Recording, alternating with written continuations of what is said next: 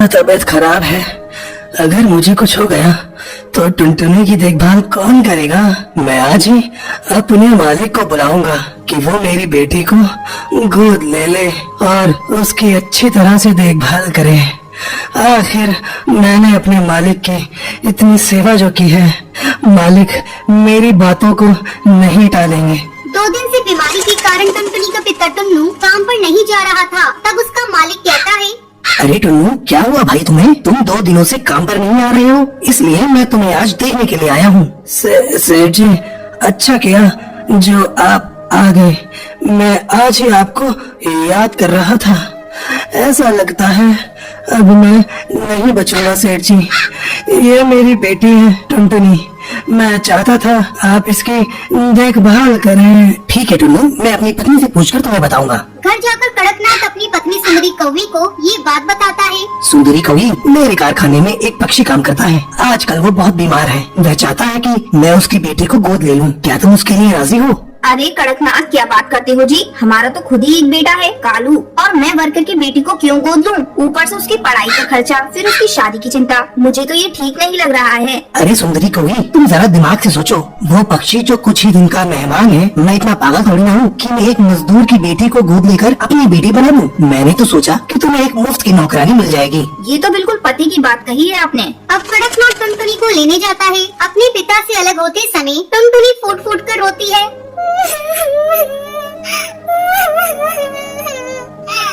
बाबा, मुझे अपने से अलग मत करो। मैं आपसे अलग होकर कैसे रहूंगी? बाबा, मैं आपको छोड़कर कहीं नहीं जाऊंगी। जा मेरे बच्चे, इसी में तेरी भलाई है। कड़कनाथ टुनटुनी को घर लाता है। घर आकर कड़कनाथ अपने काम में बिजी हो जाता है और सुंदरी कौवी टुनटुनी से मीठी मीठी बातें करने लगती है। टुनटुनी, तू कुछ खाएगी? नहीं माँ, मुझे भूख नहीं है। अरे सुन टुनटुनी, मैं तेरी कोई माँ नहीं हूँ। तू मुझे मेम साहब कहा कर। चल अब जा जाकर रसोई में सो जा। अगली सुबह सुंदरी कौवी टुनटुनी के पास जाती है। ए टुनटुनी, चल अब उठ। हमारे यहाँ इतनी देर तक कोई नहीं सोता। मैम साहब, रात में मुझे नींद नहीं आई। वो मुझे अकेले सोने की आदत नहीं है। तुझे तो अब सोना पड़ेगा। तू अकेले सोने की आदत डाल ले। चल अब झटपट उठकर मेरे साथ काम में हाथ बटा। टुनटुनी सुंदरी के साथ काम में हाथ बटाने लगती है। शाम को कड़कनाथ जब ऑफिस से आता है, टुनटुनी, मेरे लिए ठंडा पानी लेकर आओ। अभी लाती हूँ साहब। ये लीजिए साहब। कैसा पानी है? मैंने तुम्हें ठंडा पानी लाने को कहा था और तुमने नल का पानी लाकर मुझे दे दिया। सारा मूड खराब कर दिया। ये कहकर कड़कनाथ टुनटुनी को एक थप्पड़ लगा देता है। धीरे धीरे समय गुजरने लगता है। एक दिन कड़कनाथ को कारखाने में खबर मिलती है कि टुनटुनी के पिता की मौत हो गई। कड़कनाथ ये बात टुनटुनी को नहीं बताता। अब कड़कनाथ और उसकी पत्नी सुंदरी कौवी टुनटुनी पर पहले से भी ज्यादा अत्याचार करने लगते हैं। एक रात जब टुनटुनी सोई हुई थी, तब उसके सपने में उसके पिता आते हैं और उससे मिलने की इच्छा जाहिर करते हैं। बेटा, मैं तुमसे मिलना चाहता हूँ। काफी दिन तुझे देखे हुए हो गए।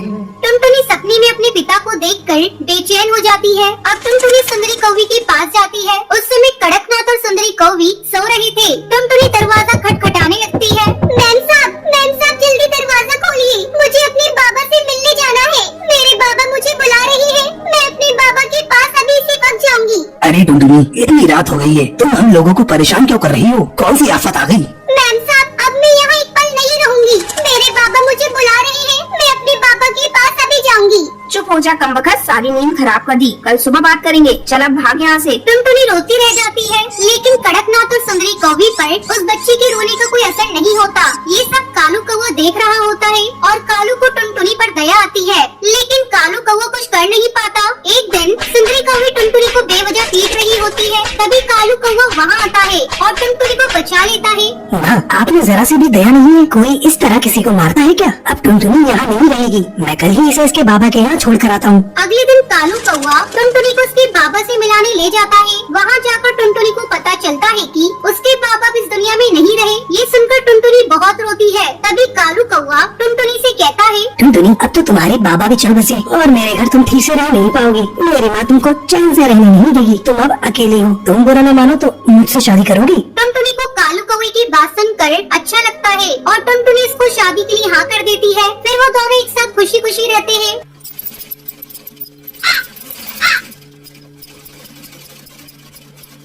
सुंदरवन जंगल में टुनटुनी चिड़िया अपनी माँ टूनी चिड़िया के साथ रहती थी। टुनटुनी चिड़िया को बचपन से ही सिलाई करने का बहुत शौक था। जब भी उसे समय मिलता वो अपनी माँ की सिलाई मशीन निकाल कर उस पे सिलाई करने लगती।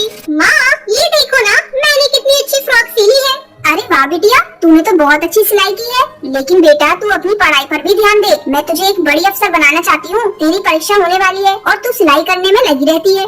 माँ मुझे सिलाई करना अच्छा लगता है। मैं पढ़ाई के साथ साथ सिलाई करना भी सीखूंगी। मैं कुछ नहीं जानती। आप मेरा दाखिला किसी सिलाई सेंटर में करवा दो। ठीक है टुनटुनी, जब तेरा इतना ही मन है तो मैं तेरा दाखिला किसी सिलाई सेंटर में करा देती हूँ। अगले दिन टूनी चिड़िया टुनटुनी का दाखिला एक सिलाई सेंटर में करवा देती है। अब टुनटुनी पढ़ाई के साथ साथ सिलाई भी मन लगा कर सीखने लगती है। कुछ ही दिनों में टुनटुनी की स्कूल की पढ़ाई हो जाती है। एक दिन टूनी की सहेली बबली कबूतरी उसके घर आती है। अरे टूनी, ओ टूनी कहाँ है, जल्दी आ। तब टुनटुनी चिड़िया कहती है, आंटी वो माँ घर पर नहीं है, पड़ोस में गई है। आप बैठिए, मैं उन्हें अभी बुला कर लाती हूँ। तुम टुनटुनी हो ना, कितनी बड़ी हो गई है। जब मैंने तुझे देखा था उस समय तू बहुत छोटी थी। पहचाना मुझे? मैं तेरी बबली आंटी हूँ। टुनटुनी तू जाकर अपनी माँ को बुला ला। टुनटुनी चिड़िया पड़ोस में अपनी माँ को बुलाने के लिए चली जाती है। थोड़ी देर बाद टुनटुनी चिड़िया अपनी माँ को लेकर घर आती है।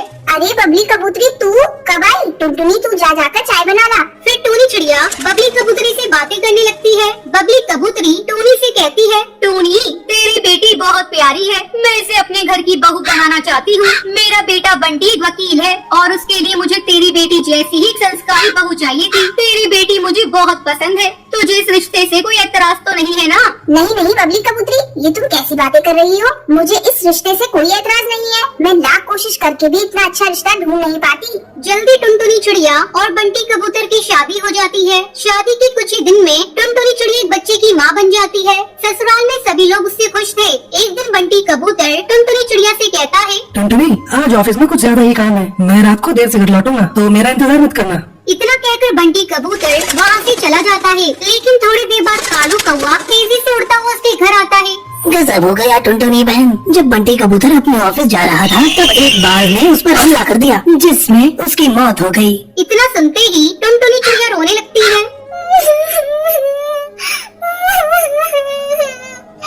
माँ जी ये सब क्या हो गया? माँ जी बंटी कबूतर के बिना भी ये घर कैसे चलेगा? टुनटुनी तू हिम्मत मत हार बेटा, ऊपर वाले की मर्जी के आगे किसी की नहीं चलती। इस तरह कुछ दिन गुजर जाते हैं। टुनटुनी चिड़िया अपना दुख भुलाकर सिलाई का काम करना शुरू कर देती है। आस पड़ोस के पक्षी उसके पास अपने कपड़े सिलवाने के लिए आने लगते हैं। एक दिन हरी काकी उससे कहती है, टुनटुनी तू तो इतनी अच्छी दर्जी है, इसके बारे में तो मुझे पता ही नहीं था। कम पैसों में बहुत अच्छे कपड़े सिल देती है। तू ऐसा कर, अपना एक बुटीक खोल ले। हाँ काकी, आपका सुझाव बहुत अच्छा है। मैं जल्दी ही अपना बुटीक खोलूंगी, लेकिन इसके लिए पहले मैं माँ जी से इजाजत लूंगी। हरी काकी के जाने के बाद टुनटुनी चिड़िया अपनी सास से बुटीक खोलने की इजाजत मांगती है। माँ जी क्यों ना मैं अपनी एक बुटीक खोल लूं, इससे अच्छी कमाई हो जाएगी। ठीक है टुनटुनी, तुझे जो अच्छा लगे वो कर। तू अपने बुटीक का अच्छे से काम कर, मैं तेरे बच्चे को संभाल लूंगी। जल्द ही टुनटुनी चिड़िया अपना बुटीक खोल लेती है। अब उसकी कमाई पहले से दुगनी हो गई थी। इस तरह टुनटुनी चिड़िया खुशी खुशी अपनी जिंदगी बिताने लगती है। सुंदरवन जंगल में कालू कौवा अपनी बीवी टुनटुनी और अपनी माँ टूनी के साथ रहता था। टुनटुनी और कालू कौवा टूनी के साथ बिल्कुल अच्छा बर्ताव नहीं करते थे। एक दिन कालू कौवा काम के लिए निकल जाता है। टूनी को बहुत भूख लगती है। वो टुनटुनी को आवाज लगाकर बोलती है, टुनटुनी बेटा कुछ खाने को बना दो, बहुत भूख लग रही है। दोपहर भी हो गई है, मुझे दवाई लेनी है। खाने को भी मैं ही बना कर दूंगी। आपके हाथ पर क्या काम नहीं करते? दिन भर परेशान कर देती हो, कुछ तो काम कर लिया करो। बेटा मुझसे काम नहीं होता, वरना मैं तुम्हें परेशान नहीं करती, मैं खुद ही सब कर लेती। हाँ हाँ, खाना खाने को बोल दो बस तो भर भर कर खा लोगी, और थोड़े से काम का बोल दो तो हाथ पैर नहीं चलते इनके। इतना बोलकर टुनटुनी अपने कमरे में चली जाती है। टूनी चिड़िया भूखी ही रोते रोते अपने कमरे में जाकर सो जाती है। शाम को कालू कौवा नौकरी से आकर अपने कमरे में जाकर सो जाता है। टूनी चिड़िया भूखी प्यासी ही सोई रहती है, उसे कोई पूछने नहीं आता। दूसरे दिन टूनी की तबीयत खराब हो जाती है। टूनी कालू कौवे के पास जाती है और बोलती है, बेटा कालू मेरी तबीयत आज कुछ ठीक नहीं है और मेरी शुगर की दवाई भी खत्म हो गई है, जरा बाजार जाकर ला दो। अरे माँ तुम्हें पता है ना खर्चे कितने बढ़ गए हैं, मैं परेशान हो गया हूँ इन रोज रोज के खर्चों से। खैर आपकी दवाई ला कर दे दूंगा। और सुनो माँ, टुनटुनी को परेशान मत करना, वो बेचारी थक जाती है पूरे दिन घर का काम करते करते। पर बेटा मैंने कहाँ परेशान करा बहू को? चुप करो माँ, तुम्हारी नियत और सीरत मैं अच्छे से जानता हूँ, तुम बस चुपचाप एक कोने में पड़ी रहा करो। कालू अपनी माँ को बुरा भला कहकर काम पर चला जाता है। जब शाम को घर लौटता है तो टुनटुनी टीवी पर सीरियल देख रही थी और माँ टूनी एक कोने पर चुपचाप बैठी कालू बेटे का रास्ता देख रही होती है। कालू कौवा जैसे ही अंदर आता है फिर टूनी उसके लिए पानी लेकर आती है और बोलती है, ले बेटा पानी पी ले, थक गया होगा ना। हाँ हाँ P low Kalu G P low, तुम्हारी माँ को ही तुम्हारी फिक्र है बस, मैं तो कभी तुम्हारे बारे में सोचती ही नहीं हूँ। ऐसा नहीं है बहू, तुम टीवी देख रही थी इसलिए मैंने पानी दे दिया, आखिर मेरा बेटा है। अरे सब समझती हूँ मैं आपकी हरकतें, कितनी चालबाज है आप, घर में फूट पड़वाना चाहती हो। ऐसा कुछ नहीं है बहू, बेटा तू समझा बहू को, ये क्या कुछ बोल रही है। क्या समझाऊं है, क्या समझाऊं? सही तो बोल रही है, कोई काम होता नहीं तुमसे और मुझे देखकर सब काम खुद करने लग जाती हो। मुझे तो समझ नहीं आता कि कैसे झेलूंगा मैं तुम्हें माँ। मैं तो कहती हूँ इनको ना किसी वृद्धाश्रम में छोड़ाओ, जान खा रखी है इस बुढ़िया ने। हाँ सुबह ही किसी वृद्धाश्रम में ले जाता हूँ। बेटा मैं कहीं नहीं जाना चाहती, मुझे अपने से दूर मत कर, मैं मर जाऊंगी। तुम्हें जाना ही पड़ेगा माँ, तुम इस घर में रहने लायक नहीं हो, तुम्हें इज्जत की रोटी हजम नहीं होती माँ, और ना तुम हमें ठीक से रोटी खाने देती हो। अब हम ही इस घर को छोड़ देंगे, बस यही चाहती हो ना। कालू कौवे की बातें सुनकर टूनी रोते रोते बोलती है, नहीं बेटा तू ऐसा मत बोल, मैं ही चली जाऊंगी। सुबह होते ही कालू कौवा अपनी बूढ़ी माँ को वृद्धाश्रम छोड़ आता है। थोड़ा समय बीत जाता है। एक दिन कालू कौवा और टुनटुनी लंच के लिए अपने दोस्त मिट्ठू तोता को अपने घर बुलाते हैं। मिट्ठू कालू से बोलता है, अरे यार कितने सालों बाद मिले हैं अपन आज। हाँ यार बहुत टाइम हो गया। आज तो भाभी जी के हाथ का खाना खाने को मिलेगा, पर भाभी एक बात बोलूंगा, आंटी जैसी दाल की खिचड़ी कोई नहीं बना सकता, वो तो पूरे जंगल की बेस्ट कुक है। क्यों है ना कालू कौवे? हाँ यार। वैसे यार आंटी है कहाँ, दिखाई नहीं दे रही है। यार मैं और टुनटुनी उनसे परेशान हो गए थे, उन्होंने परेशान कर दिया था। खाना दवाई और कितनी महंगी दवाइयाँ आती थी उनकी, तुझे तो पता ही है, तुझे से ही तो मंगवाता था मैं दवाइयाँ। हाँ सही बोल रहा है, पर जिसे तू नॉर्मल शुगर की दवाइयाँ समझकर मंगवाता था ना, वो तेरी माँ का तुझे दिया गया ऐसा कर्ज है जो तू कभी नहीं चुका सकता कालू। तू कभी आंटी के मन को समझ ही नहीं पाया, उनके मन में सिर्फ तेरे लिए प्यार था, और ये तेरी जिंदगी जो है ना, ये उसी दिन खत्म हो जाती जब तू 9 साल पहले हॉस्पिटल में एडमिट हुआ था। जिस माँ ने तुझे ये बोला था ना हॉस्पिटल में, बेटा परेशान मत हो, नॉर्मल पथरी का ऑपरेशन है, उस माँ ने अपनी जान की परवाह न करते हुए तुझे एक किडनी दी थी। वो चाहती तो उस वक्त अपनी फिक्र करके तू जैसी औलाद को मरने देती, पर उन्होंने तुझे बचाया और तू है तुझ पर कालू।